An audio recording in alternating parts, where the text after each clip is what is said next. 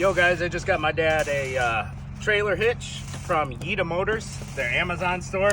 This is a $200 hitch. Check this bad boy out. It is solid and heavy. This is a heavy box. So this is the 8-inch drop hitch. They make smaller ones, 6-inch, 4-inch. They're cheaper. This is the most expensive one. Just slide right in.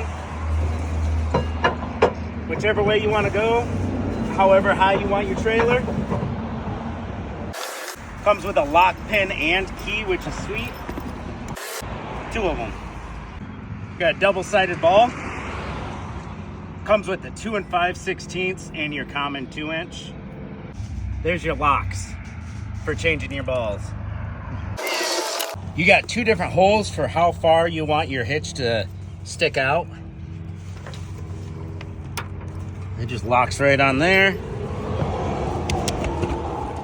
This is gonna fit into the groove and slide up, just like that.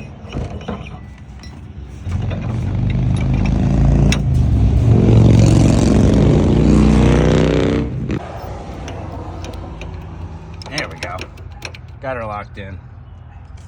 The shorter pin goes to the truck. The longer pin goes to your height. Even have fancy caps to keep the snow and ice out of there. But that's about one of the more heavy-duty hitches you can buy for a truck, I'd say. It's pretty nice.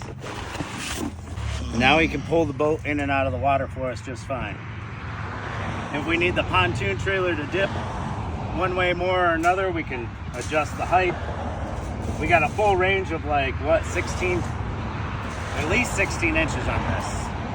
Because I measured this at 10 inches, so that would be, you flip it the other way, it'd be all the way up here.